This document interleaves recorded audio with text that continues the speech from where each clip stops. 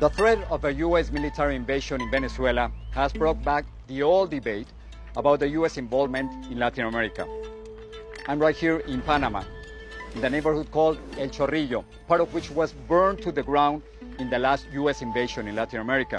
The President of the United States has ordered military action against the Panama Defense Forces. The objective was to depose and arrest strongman Manuel Antonio Noriega. But you know what? That was in 1989, and many things have changed. Former Panamanian dictator Manuel Noriega has died. The U.S. no longer controls the Panama Canal, and Panamanians have to deal with a new superpower, China.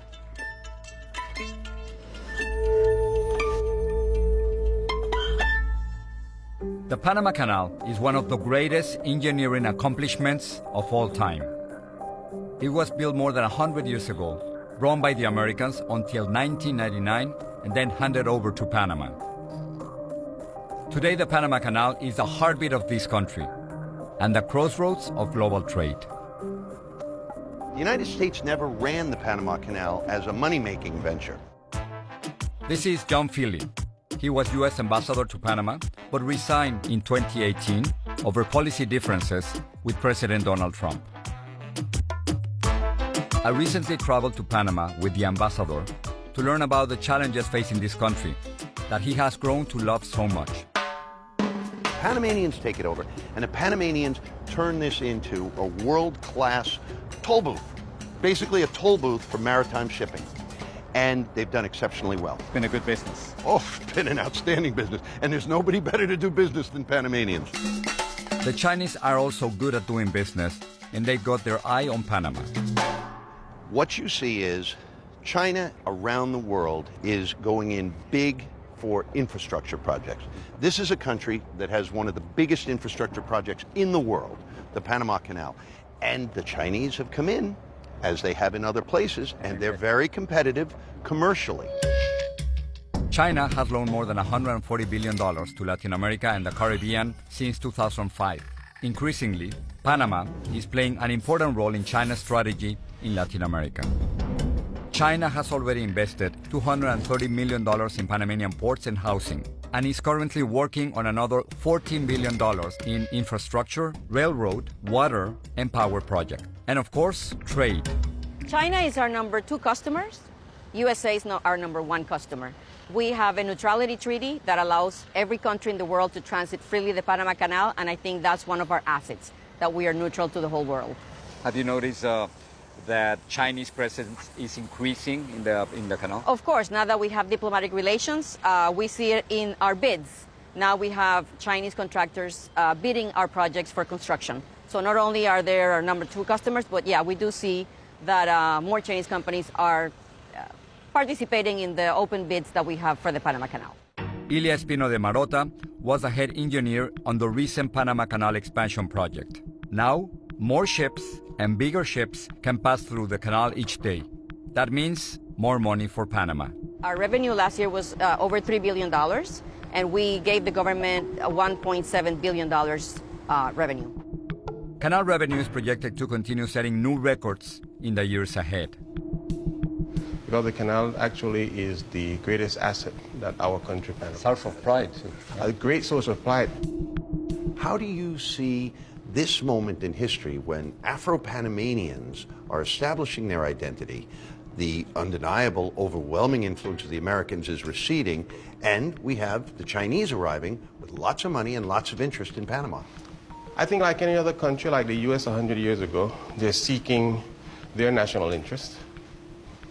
And Panamanians have to be sure that in that relationship we also seek our national interest. But would you say that some people are complaining that China is actually taking over the canal? Is that a stretch? That is totally false.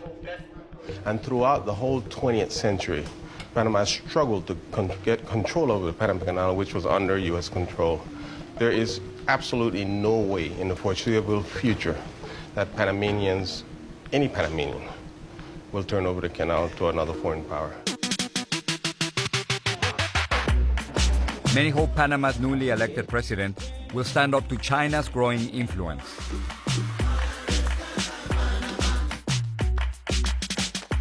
What's the biggest challenge that the next president is going to have? To keep the country moving forward and to diminish and eliminate corruption. Of course, in a country like in most of the countries in Latin America, you can't do that in 5 years. But we need to move in the right direction. We need to move away from some corrupt practices of some politicians. And you know, Jorge, in my time as ambassador here, one of the things that I saw was that the Canal is the shining example of a non-corrupt institution. And Panamanians from all over the country would tell me the reason the Canal works is because it has never been touched by politics. And so the Canal now has a chance to influence the rest of the country and say, follow our model. Exactly. We did it here. It's got to be an Exactly. example. If we can do it, we're Panamanians also. Why not other places? Corruption is a major problem in Panama. Nearly 40% of Panamanians say they have had to pay bribes for basic government services. And that's way above the regional average, even for Central America. That people are awakening and seeing corruption for what it is. Corruption. It's our main problem. It's this sense of uncommunity. It's like a modern slavery. It's a slavery of the minds. How about the influence of China? What do they want from your country? Control. They want control over things that can benefit them. They have a strategy. It's a legitimate strategy. They want whatever benefits they can get from us, meaning Panama and Latin America, for their people or their pockets or whatever, you know. But we have a leadership that is weak and it, you know, likes money. So if money is coming from China, you're concerned that they'll say yes? Yeah, bring it in because it's an extension of the corruption they do right now. I see. So here comes the Chinese with lots of cash, you know, eyeing the future, eyeing what they want. The problem with China is that they have a strategy and we don't. In addition to being a Canal historian, Miroslava is the lead singer of Afrodisiaco, an award-winning Panamanian roots band. Afrodisiaco is a band that wants to rescue the Afro-Panamanian rhythms. So, and we think that it's an urgent message that we play this drum to move the body and also to move consciousness.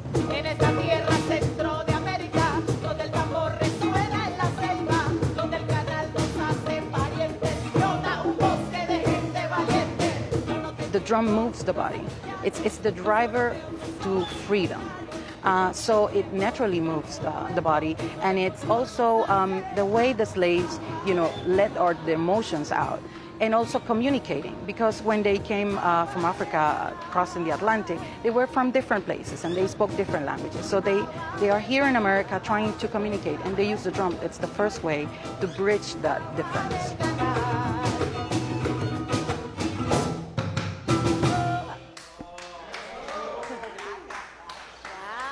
So thanks for being my tour guide in Panama. It was a real pleasure. Do you miss Panama? Oh, I miss it terribly. But you know, it's funny, I don't miss the skyline, the modern part of Panama. I miss this. I miss El Chorrillo. This is where I used to come each week and teach English, to a little school right over there. So how do you see the future of Panama? I see the future of Panama in Panamanian hands, which is a good thing. But I see, and it worries me, the United States not quite as involved as a partner and a friend. The United States has withdrawn all aid to Central America. Not here in Panama, they don't have an immigration problem, but to other places. And at that, I worry because China is here with lots of money. Viva Panama. Viva Panama. Gracias. Gracias.